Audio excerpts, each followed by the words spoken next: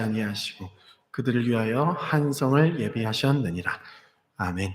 믿음의 증거 다섯 번째, 갈망, 그리고 반전이라는 제목으로 말씀을 나누겠습니다. 말씀 시작하기 전에 여러분 감사의 말씀을 드립니다. 기도해 주신 덕분에 한국 일정 잘 마치고 왔습니다. 감사합니다. 오늘 말씀의 제목 갈망과 반전인데요. 저의 갈망이 이 땅에 있음을 확인했어요. 한국으로 갈 때 비행기 타고 가면서 멀미가 나가지고 너무 힘들었어요. 캐나다 입국할 때는 멀미가 안 나고 수월하게 왔습니다. 이런 생각이 드는 거예요. 이제 나의 홈타운은 한국이 아니라 캐나다구나. 아멘. 여러분 너무 보고 싶었습니다. 우리 함께 하나님 나라 갈망하며 나아가는 주의 군사 되기를 소원합니다. 그런 자들의 삶에 하나님은 반전을 주시죠. 놀라운 일들, 바랄 수 없는 중에 바랄 수 있는 믿음과 없는 것을 있는 것으로 바꿔주시는 역사 있는 줄로 믿습니다. 제가 ESL, 캐나다 와서 영어 공부를 하면서 깨달은 것이 하나 있는데 의사소통의 부분, 의사소통을 명확하게 하는 게 참 중요하다. 한국어는 뜻 언어잖아요. 거시기에서 거시기 하면 어때? 이렇게 말하면 여러 가지 의미가 이게 함축되어 있어요. 그래서 알아서 캐치해야 되죠. 이 알아서 캐치하는 방법은 관계를 깊이 맺으면 그 사람의 말이 똑같이 거시기해 그래도 여러 가지로 이해할 수 있어요. 관계가 깊이 형성되면 이것이 별 어려움이 없고 신뢰관계가 어려움이 없어요. 오히려 장점이 될 수 있죠. 그런데 의사소통을 하는 것에 있어서는 이 뜻언어, 한국말보다는 말 언어가 훨씬 더 도움이 됩니다. 사람들이 대화를 할 때 나는 이 문장을 다 이해하고 있어요. 그래서 내가 이해하고 있으니까 내가 하고 싶은 말만 잘라서 하는 경우가 있어요. 갑자기 그거 어떻게 됐어요? 이렇게 질문을 해요. 그러면 그게 뭐지? 이렇게 뜻을 생각하게 되는 거예요. 그게 뭐야? 질문하면 그거 있잖아요 하면서 오히려 화가 돌아오는 그런 경험 해보셨는지 모르겠습니다. 오히려 질문을 받는 쪽이 잘못한 것처럼 상황이 연출되는 경우들이 있어요. 뜻 언어를 사용하다 보면. 영어는 여러분 아시는 것처럼 명확하잖아요. 주어와 동사와 목적어, 보어 이런 것들이 갖춰지지 않으면 그 문장이 어떤 것을 말하는지 전혀 이해할 수 없습니다. 믿음도 그래요. 믿음이 명확하지 않으면 우리 삶이 불명확해져요. 세상 사람들의 삶은 명확하죠? 자신들이 믿는 바가 확실해요. 돈이다, 명예다 이러면 그것을 향해서 인생을 몰빵하는 거예요. 물불 안 가리고 돈을 향해 열정을 쏟아내는 거예요. 그 갈망으로 번 돈이 나의 인생의 반전을 이루는 전부라고 생각을 하는 것이. 돈에 대한 믿음이 명확해서 그렇습니다. 그리스도인들은 세상을 살면서 거룩한 영향력을 나타내야 되는데 그 영향력은 명확한 믿음에서 시작하고 믿음이 분명하면 삶이 분명해지는 이 원리를 우리가 기억해야 돼요. 우리 그리스도인들은 이 말세가 가까울수록 믿음의 명확함이 필요합니다. 믿음이 있는 것 같기도 하고 없는 것 같기도 하고 이걸 해결해야 돼요. 믿음이 애매하면 좁은 문, 좁은 길을 가야 하는 주님의 그 부르심에 반응하기가 쉽지 않아요. 십자가의 길, 믿음이 애매하면 갈 수 없습니다. 그런 명확한 믿음을 가지려면 어떤 것이 필요할까? 첫 번째로 명확한 말씀에 대한 갈망, 사모함이 있어야 돼요. 이 갈망을 성령께서 채울 수 있도록 설교자는 깨어 주의 말씀을 연구하고 기도하고 삶에 녹여내야 돼요. 회중은 그 말씀을 듣고 기도하고 삶에서 녹여내야 돼요. 공통점은 기도하고 삶에서 녹여내는 것. 전하는 자나 듣는 자나 말씀이 명확해지고 믿음이 명확해지려면 말씀을 받아야 되고 받은 것을 우리의 삶에 녹여내는 증거자, 증인으로서 살아가는 것이 아주 중요합니다. 여러분, 복 있는 사람은 악인의 꾀를 따르지 않고, 참 명확하잖아요. 악인의 꾀를 따르지 아니하며 오직 여호와의 율법을 주야로 묵상하는도다. 말씀을 주야로 묵상한다는 것은 하나님의 말씀을 아침에 캐치한 이 말씀을 나의 삶 속에서 우려내도록 나의 오늘의 하루의 삶 속에서 이 말씀 붙들고 이 말씀을 어떻게 실행할 수 있을까? 어떻게 순종할 수 있을까? 이 말씀이 내 삶에서 어떻게 나타나야 될까? 계속 입술로 엎드리면서 주야로, 밤에는 하나님 내가 그 말씀대로 살지 못한 것들을 회개하고 다시 그 말씀 붙들고 잠에 들고 주님 오늘은 이 말씀대로 살아가게 하여 주시옵소서. 그렇게 더 깊이 하나님 말씀 붙들고 삶에 녹여내리는 그 결정. 말씀을 주야로 묵상하면 우리의 생각은 거룩해져요. 삶에서 영적인 감화력이 나타납니다. 나를 묵상하면 육적인 감화력이 나타나죠. 소망이 하나도 없어요. 아무 일도 안 일어나요. 믿음의 증거입니다. 있던 하나님도 없어져요. 내 속에는 사망의 DNA가 가득하기 때문에 내가 교회를 다니고 그리스도인이라고 칭하지만 말씀을 주야로 묵상하지 아니하면 내 안에는 육적 감화력만 나오는 거예요. 말씀은 생명의 DNA죠. 그래서 말씀을 묵상하면 소망이 넘치는 거예요. 삶이 명확해지는 거예요. 왜? 삶의 말씀의 능력이 나타나니까. 그 말씀의 능력은 반전이라는 것으로 나타나요. 우리의 삶에 역전하시는 주 하나님의 그 증거하심이, 만지심이, 인치심이 일어나는 것입니다. 이 가운데 하나님의 돌파가, 영적인 돌파가 일어나고 축복이 경험되고 우리의 삶의 변화가 느껴지는 것이에요. 두 번째, 명확한 믿음을 가지려면 주되심. 주인을 결정해야 됩니다.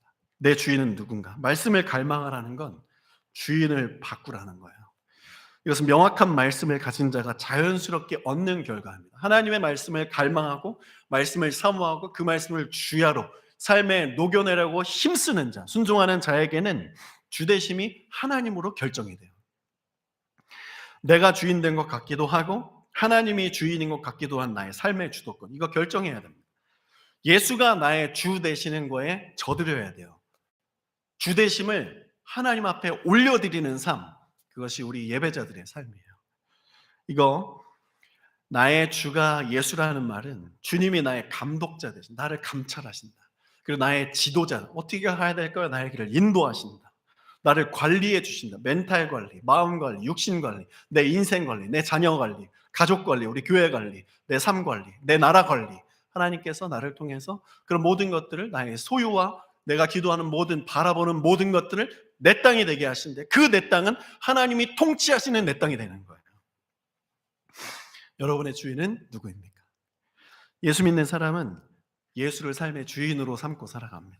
이 치열한 주도권 싸움에서 예수께 계속 져드리고 나의 삶의 주도권을 계속 올려드리는 그 예배가 여러분들이 일상 속에 일어나기를 소원합니다. 축복합니다.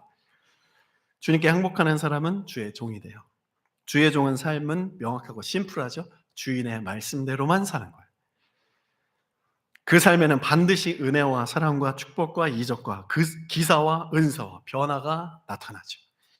교회, 승리하는 교회, 살아있는 교회, 하나님의 임재가 가득한 교회, 주님께 쓰임받는 교회, 생명력이 넘치는 교회가 되려면 우리의 교회는 성도들의 숫자가 높아지는 것보다는 예수를 주인 삼고 살아가는 성도들의 숫자가 많아져야 되는 거예요. 그 퍼센테이지가 높아지는 게 진짜 질적으로, 영적으로 충만한 그런 교회입니다.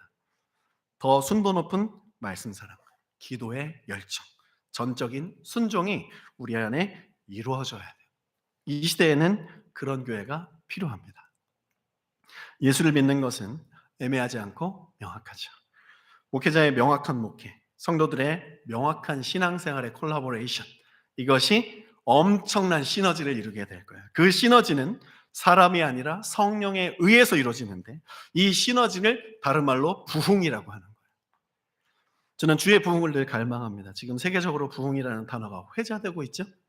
에즈베리 대학교의 부흥. 에즈베리 대학교 역사를 보니까 지난 100년 동안 20년마다 거의 주기적으로 한 번씩 그 부흥이 왔어요. 또 한 20년 넘게 기다리다가 부흥이 지금 온 것 같아요. 한국 가는 그 공항 안에 들어가서 이 동영상을 봤어요. 얼마나 눈물이 나던지. 그 학교에서 일어나는 그 사건 때문에 눈물이 나는 것이 아니라 부흥이라는 단어가 지금 살아서 어떤 곳에서 일어나고 있는 것이 제 안에 들어온 거예요. 저는 부흥을 갈망합니다. 교회는 부흥을 갈망해야 돼요. 성령의 임재가 가득하여 이 마지막 때 예수의 주되심을 실현하는 사람들의 모임, 그 부흥. 반전이 일어나야 돼요. 그 반전은 성경대로의 반전이에요. 사람들이 죄를 떠나고 진리 중심으로 모이는 그 부흥이 필요한 것입니다. 이것이 참된 부흥이죠. 한국 그 여정 가운데 저는 주님이 왜 저를 한국으로 인도하셨습니까? 라는 질문을 가지고 그 시작 전부터 마치는 시간까지 주님을 묵상하기 시작했어요. 오늘 말씀은 이제 돌아오는 주일 말씀과 연결이 돼요. 3명의 사람들을 다른 자리에서 만났는데 각각 같은 메시지를 그 사람들의 언어로 저에게 주셨어요. 말씀의 깊이와 능력을 경험해야 된다. 그들의 갈망이었어요. 세대가 변하고 다음 세대를 이끌어야 하는 이때에 목회자는 무엇에 집중할 것인가? 어떻게 해야 되는가? 여러 가지 대안이 없었어요. 단 하나의 대안. 20대 초반에 청년 자매 입술의 증언을 그대로 전달할게요. 한국교회 목회자들 열심히 하는 거 아는데 교회가 살려면 말씀의 깊이와 능력이 필요하다. 60대 신앙 선배의 말씀입니다. 살아보니 새로운 게 없다. 신앙생활도 그래. 바라는 것은 말씀의 깊이와 능력을 경험하는 것. 40대 한 살 어린 동생이 저에게 이렇게 말했어요. 형, 말씀의 깊이와 능력이 다음 세대에게 질문을 던지게 해야 됩니다. 그들이 생각을 하면서 소망을 가질 수 있는 진짜 말씀을 전달해 줘야 돼요. 제가 그들에게 생각을 전해줄 수 있는 자리로 모을게요. 상상력 학교를 준비하고 있대요. 그래서 우리 다음 세대 우리 청년들이 생각을 많이 하지 않는 것은 안타까움을 가지고 어떤 기업의 이 총수들을 만나서 연결하면서 펀드레이징을 하고 어떤 그 폐교를 사가지고 거기에 상상력 학교라는 문패를 붙이고 청년들을 그곳으로 콜해서 이렇게 사인을 주고 메시지를 전해주고 생각도 넣어주고 질문도 넣어주면서 그들에게 영적인 그 질문을 할 수 있는 상황까지 만들어주겠다. 본인이 그런 일을 하겠다고 하고 그 가운데 들어와서 하나님의 말씀을 제대로 깊이 있게 전할 목회자가 당신이 됐으면 좋겠다 저한테 말했어요. 그것은 저뿐만 아니라 이 다음 세대를 이끌어갈 모든 목회자들에게 하는 질문이겠죠. 동일한 메시지죠. 20대, 60대, 40대. 하나님이 저한테 요구하시는 걸로 받았어요. 말씀을 더 명확하게 깊이 전해야 된다. 여러분, 이건 단지 저의 사명이 아니라 예수 믿는 우리 모두의 사명입니다. 말씀이 말씀되게 해야 돼요. 그렇죠? 말씀 들리고 말씀의 역사가 경험되면 신앙생활에 거치는 게 없어요. 두려움이 없습니다. 어려움이 찾아오기는 하지만 곧 물러가요. 시험과 유혹도 오지만 곧 승리하게 됩니다. 승리는 말씀의 능력을 붙들고 있는 자, 그 능력을 믿고 갈망하는 자에게 오는 것이. 성도는, 예수 믿는 사람들은 다른 건 그냥 넘어갈 수 있어요. 그러나 말씀 안 들리면 못 넘어가는 거예요. 말씀 진짜 들리면 생명 바치는 거 아무것도 아니죠. 아까운 게 없어요. 말씀이 들리는데, 하나님이 나와 교제하시는데, 하나님이 살아계신데 내가 하나님 앞에 드리지 못할 게 어디 있어요? 안 들리니까, 안 보이니까, 주님께 드리니까 아까운 거예요. 말씀 안 들리면 영을 깨울 수 없기 때문에 모든 게 다 아까워요. 하나님께 하나도 드리지 못합니다. 말씀에 대한 깊은 경험, 그리고 거부할 수 없는 말씀의 능력, 웅장하고 위대한 말씀의 위치가 경험돼요. 말씀은 내 위에서 임재하시는 거예요. 그 말씀에 압도되는 삶. 말씀이 내 삶을 주장해야 무엇이 겸손이고 무엇이 교만이고 무엇이 정이고 무엇이 진리인지, 나는 잘 살고 있는 건지 잘못 가고 있는 건지, 주님을 어떻게 따라가야 되는지 구분할 수 있는 거예요. 여러분, 세상은 최악입니다. 그 최악인 세상이 교회에게 원하는 게 무엇인지 아십니까? 최상의 그리스도인이에요. 세상은 본인들은 최악이지만 교회는 최상이 되라 이렇게 요구하고 있어요. 애매한 그리스도인들 원하지 않아요. 최악의 세상은. 우리를 구원해달라 그렇게 요청하고 있고 외치고 있는데, 그 시선을 끌려고 막 죄를 짓고 있는데, 애매한 그리스도인들 원하지 않아. 진짜 그리스도인들만 와. 나도 악한 영에 끌려가고 있어. 영은 영을 구별하는 법이야. 네가 진짜 영인지 가짜 영인지 내가 구별할 수 있어. 성경에도 그런 말씀 잘 나타나고 있어요. 제자들이 병을 고치러 가는데 떠나라는 거예요. 네가 누군데 날 고치냐는 거예요. 말씀의 갈망, 주대심의 결정 확실히 해야 됩니다. 그리스도인들이라도 내 생각이 자신의 삶을 주장하면 진리, 구원, 십자가, 그런 게 뭐가 중요하겠어요? 내가 편하면 그게 행복이고 그게 진리고 그게 축복이고 그게 천국이잖아요.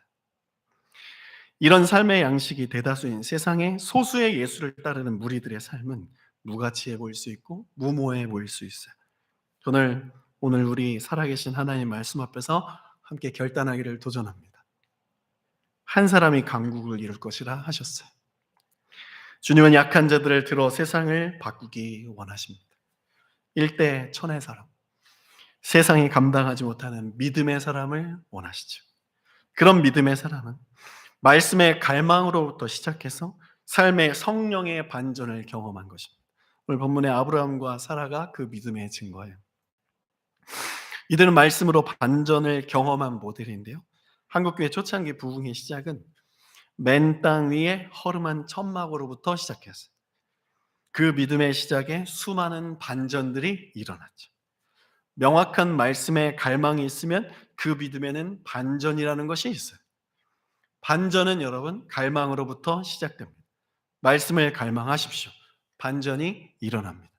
세상도 사탄도 여러 가지 갈망의 조건과 갈망의 이유들을 쫙 펼쳐놓고 사람들이 그걸 붙들기를 원하는데, 그거 붙들면 그 붙든 것에 대한 반전, 붙든 것에 대한 열매를 맺게 되어 있어요.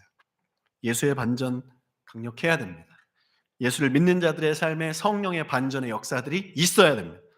아무도 기대하지 않았던 주의 십자가, 저주의 상징 십자가를 예수가 지니 구원의 도구로 반전된 것이에요. 안진뱅이 나병 환자 같이 구약시대의 그 배경으로 하면 죄인이었던 사람이 예수님 앞에 서면 이 안진뱅이, 이 죽음, 이 모든 죄악은 하나님 앞에 영광이 된다고 주님이 말씀해 주시는 거예요. 요한복음 11장 4절 읽어볼까요? 시작. 예수께서 들으시고 이르시되 이 병은 죽을 병이 아니라 하나님의 영광을 위함이요 하나님의 아들이 이로 말미암아 영광을 받게 하려 함이라 하시더라. 날 위해 살려면 무슨 일이든지 하고 무슨 결정이든 하는 게 예수 없는 사람입니다. 시간 아까워하지 않습니다.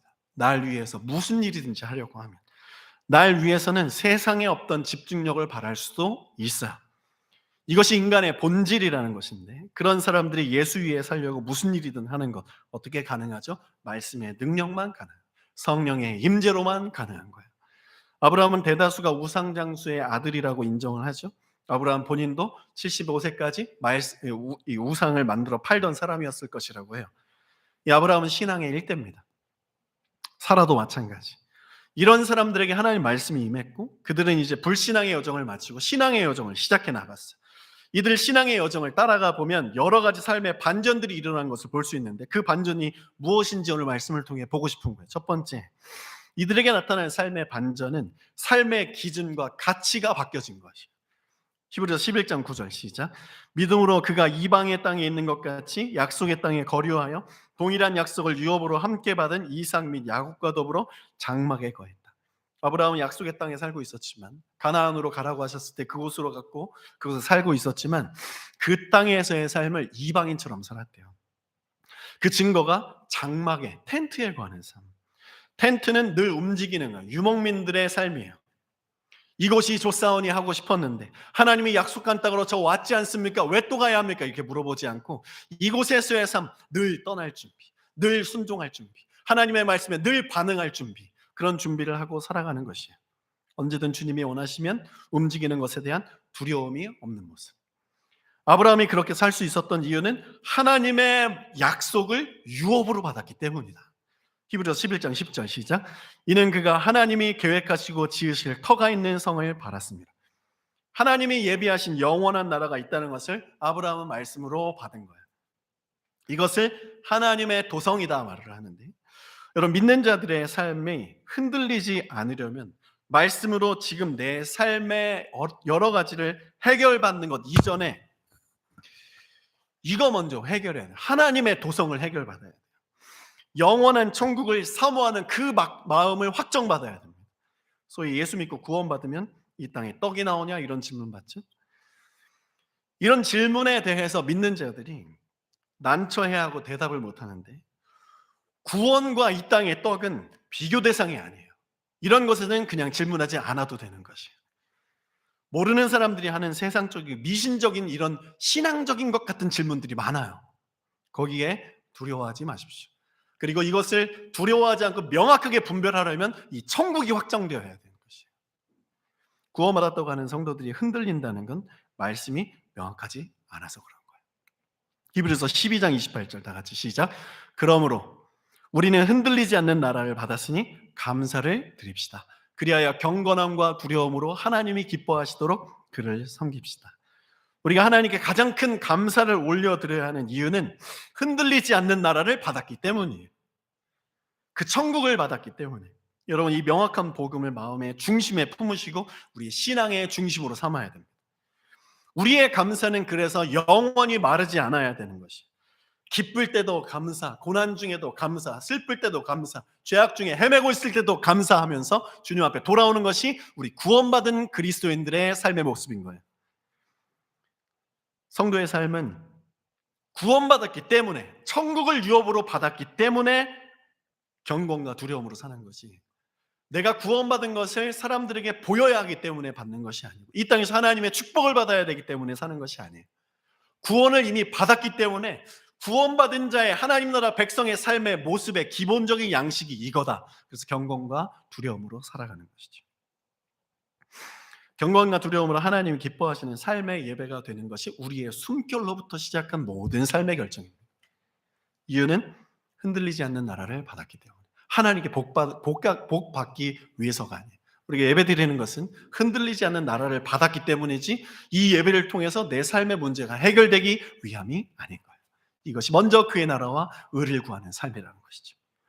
이 믿음의 기반이 우리의 삶의 기초입니다. 그리스도인들의 기초예요. 이 기초 위에 서 있는 것이 교회. 히브리서 13장 14절 다 같이 시작. 우리가 여기에는 영구한 도상이 없으므로 장차 올 것을 찾나니. 그래서 구원을 온전히 이루라 하시죠. 이미 이루어진 그 천국, 아직 이루어지지 않았다 하면서 그 주님 오실 것을 기다리라는 것이죠. 그 기다림에 예수 그리스도의 순결한 보혈로 흰옷 입고 주님을 온전히 기다리라 하는 것이에요. 예수님께서 승천하시면 제자들에게 나 갔다 다시 올게 하셨어요. 그때 뭘 기다리라 하셨죠? 성령을 기다려라. 믿는 자들에게 성령이 얼마나 중요한지 여기서 또 우리가 알아야 됩니다. 계시록 21장 10절 읽겠습니다. 시작. 성령으로 나를 데리고 크고 높은 산으로 올라가 하나님께로부터 하늘에서 내려오는 거룩한 성 예루살렘을 보이니. 성령은 우리를 재림 예수 오실 때에 그분 앞으로 데리고 가실 분이기 때문에 성령을 기다려야 되는 것입니다. 성령으로 방언하기 위함이 아니에요. 은사를 보기 위함이 아니에요. 그 은사와 방언과 이런 모든 것들을 믿지 않는 자들이 저 천국으로 인도함을 받아야 되기 때문에 하는 것이고, 우리 믿는 자들이 성령을 받아야 하는 이유와 가치, 그 바라봄은 이것이에요. 천국 가기 위해서. 성령이 나를 데리고 그 크고 높은 산으로 올라가 하나님께로부터 하늘에서 내려오는 거룩한 상, 그 천국을 보이기 위해서. 성령은 기적을 주는 것에서 멈추지 않아요. 그것보다 훨씬 큰 겁니다. 이 말씀의 기반으로 보면. 치유하는 것에서 멈추지 않아요. 궁극적인 성령의 사역은 재림 예수 앞으로 우리를 단장하여 데리고 가는 거예요. 그러므로 우리는 성령을 소멸치 말아야 할 것입니다. 주님은 언제 오실지 모르기 때문에. 세상의 악한 영을 예수 그리스도의 보혈로 물리치고 승리해야 돼요. 성령은 어떻게 받습니까? 말씀과 기도로 인내하며 갈망할 때 받는 거예요. 아브라함은 이런 놀라운 영적 세계를 맛보았어요. 약속의 유업을 받았다 그러잖아요. 그냥 대충의 말씀이 아니야. 내 삶을 스치고 지나가는 말씀, 확실한 말씀.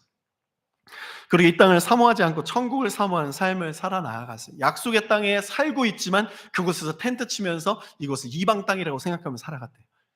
왜냐하면 저 표대가 저 천국에 있었기 때문에. 이것이 믿음의 증거입니다. 그 삶의 기준과 가치가 이 땅에서 하나님 나라로 바뀐 거예요. 여러분, 우리 오늘 그 하나님 나라로 바뀌었던 것이 예수 그리스도를 주로 고백하는 여러분 안에 있는 줄로 믿으십시오. 두 번째, 명확한 말씀을 갈망한 자의 삶에 나타나는 반전은 사라를 통해서 볼 수 있어요. 사라는 단산하였어요. 이제 아이를 낳을 수 있는 신체적인 모든 기능이 다 죽었어요. 근데 그때 말씀에 순종했습니다. 어떤 순종입니까? 단산하였고 모두가 다 알아요. 나는 이제 아이를 낳을 수 없다. 모든 조건이 완전하여졌다. 근데 하나님의 말씀이 임하니까 아브라함과 사라가 부부관계를 다시 시작한 거예요. 말씀 때문에. 사라에게 아들이 있을 것이라는 말 처음 들었을 때 사라의 반응이 어땠습니까? 하하하, 안 믿었어요. 웃었어요. 12절 창세기 18장 12절 볼게요. 제가 이렇게 사라가 속으로 웃고 이르되 내가 노쇠하였고 내 주인도 늙었어요. 아브라함도. 내게 무슨 즐거움이 있으리요? 무슨 아이를 낳아? 여호와께서 아브라함에게 이르시되 사라가 왜 웃으며 이르기를 내가 늙었거늘 어떻게 아들을 낳으리요 하겠느냐. 14절 보세요. 여호와께 능하지 못한 일이 있겠느냐. 기한이 이를 때 내가 내게로 오리니 돌아오리니 사라에게 아들이 있으리라. 이 13절까지는 사라에게 말씀이 명확하지 않아. 그냥 대충 들리는 말씀이었어요. 그럴 수도 있고 아님 말고. 근데 아닌 게 더 확실해. 말씀이 들리는데. 근데 14절에 말씀이 한 번 더 명확하게 들어옵니다. 그리고 15절 보세요. 사라가 14절 말씀을 받고 나서는 두려워서 부인하여 이르되 내가 웃지 않았습니다. 말씀이 한 번 들렸을 때는 그냥 웃어 넘기는 말씀이었다. 한 번 또 들리니까 두려워서 와, 이 말씀이 진짜인 것 같다. 이 말씀을 붙들어 버린 거예요. 웃지 않았습니다. 회개하는 거예요. 이르시되 아니라 네가 웃었느니라. 15절에 비로소 사라에게 말씀이 명확해진 거야. 웃음기가 사라지고 말씀의 능력에 사로잡힌 거죠. 여러분, 신앙생활이 그렇습니다. 예수 믿고 세례받고 교회 다녀도 말씀 안 들릴 수 있고 말씀 들려도 사라처럼 웃어버릴 수 있어요. 그게 얼마나 손해보는 것인지. 근데 말씀이 진짜 들려서 사라처럼 말씀에 대한 진지함을 갖기 시작할 때 그때가 하나님의 때였어요. 반전은 그때 경험하는 거예요.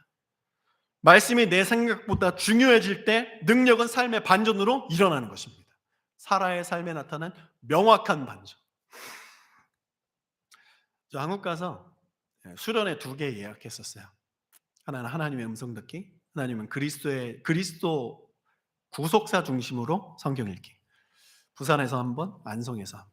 2개 다 캔슬됐어요. 열리지 않는 거예요. 와, 너무 힘들다. 어머니가 우리 집 앞에 새벽 예배 가자.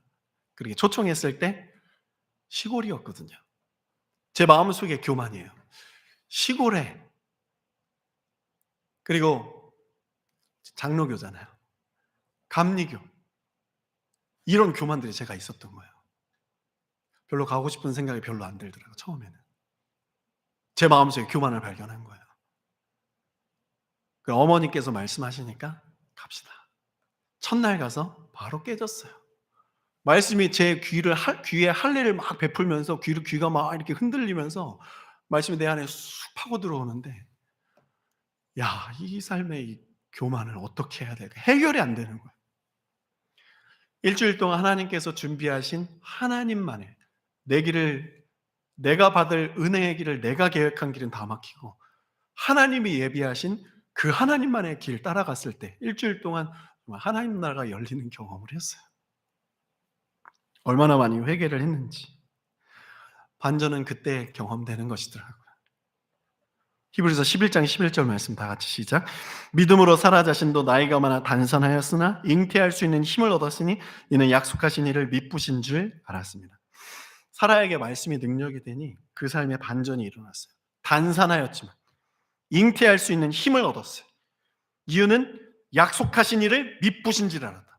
아브라함에 주셨던 그 약속의 유업을 받은 것처럼 똑같이 약속하신 이를 미쁘신 줄 알았다. 하나님의 약속이, 하나님의 언약이, 하나님이 나를 부르신 그 이유가 명확해졌다라는 것이에요. 미쁘신 줄 알았다. 이 말의 뜻은 약속하신 분께서 말씀대로 행하실 것을 믿었기 때문입니다. 이런 말씀의 뜻이에요.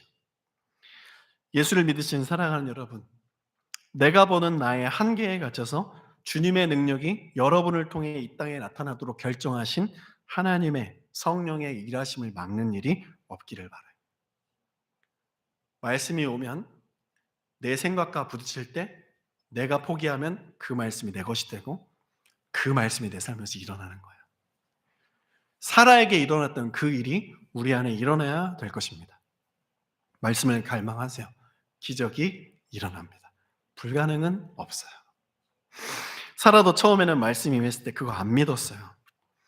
당신을 향한 하나님의 놀라운 계획이 있습니다. 이렇게 제시했는데 사라는 자신을 평가하고 바라보는 그 인간 수준, 자기가 인식하는 그 인식의 수준, 자기 자신의 수준과 시선과 믿음 때문에 그 말씀을 비웃었어요. 이건 과학적으로 증명이 안 되는 거예요. 말씀의 기적이라는 것은. 말씀이 과학과 비교될 수 없는 이유가 이거예요. 과학은 말씀 뒤에서 말씀을 증명할 뿐이지 말씀 앞에 결코 설 수 없는 능력이에요. 말씀은 과학을 뛰어넘는 것입니다. 말씀 비웃는 게 얼마나 큰 기회를 놓쳐버리는 것인지 모릅니다. 사라의 모습을 통해서 우리는 배워야 될 것이. 과학과 내 생각과 이 시대의 가치들과 다수가 따르는 잘못된 정의와 사랑, 이런 것들에 대해서 믿는 자들은 성경과 비교하여 타협해서는 안 될 것이에요. 이 타협이 없는 그 비밀, 타협이 없는 신앙은 천국이 확실해져야 됩니다. 구원이 확실해져야 되는 것이에요. 믿음을 잃어버리지 마십시오, 여러분. 성령을 소멸치 마시고 성령을 충만함을 받을 수 있도록 주님께 간구해야 되는 것이에요. 히브리서 10장 23절 다 같이 시작. 또 약속하신 이는 미쁘시니 우리가 믿는 도리의 소망을 움직이지 말며 굳게 잡고, 우리가 믿는 도리의 소망을 움직이지 말며 굳게 잡으라고 말씀하세요. 약속의 땅에 들어간 그 가나안 땅에 들어간 아브라함은, 그 사람의 소망은 약속의 땅 그 가나안이 아니라 가나안에 들어가서도 천국이었어요. 우리가 믿는 도리의 소망을 움직이지 말며 굳게 잡고 있을 때 믿을 그 믿음의 진짜 용기, 하나님이 원하시는 진짜 용기, 믿음으로 말씀을 삶에 적용할 수 있는 그 용기, 순종할 용기는 그때 생겨나는 거예요. 천국이 내가 갈 곳이다. 11장 8절에 아브라함이 갈 바를 알지 못하나 순종하여 떠났잖아요. 여기서는 능력이 안 나타나요. 나 예수 믿는데 왜 내 삶에 기적이 안 나타나지? 말씀을 웃어넘기는 사라의 모습이 있는 것은 아닌지 점검하고 하나님 말씀 앞에 진지하게 서야 됩니다. 저 캐나다 온 지 4년 됐어요. 캐나다 오기 전에 그럼 아브라함 이 말씀 가지고 기도 많이 했어요. 와, 본토 친척 아비 집을 떠나는구나.